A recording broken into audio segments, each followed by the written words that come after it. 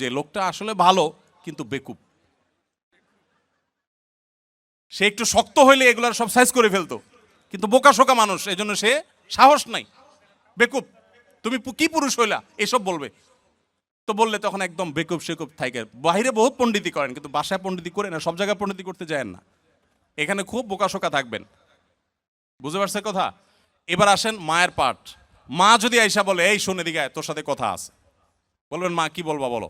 এবার মাকে যদি বলেন যে বাবা তোর বউ এই এই বলছে, এই এই করছে, সে কি এটা করতে পারে, কত বড় সাহস, তোর গলায় দড়ি দিয়ে মরা উচিত।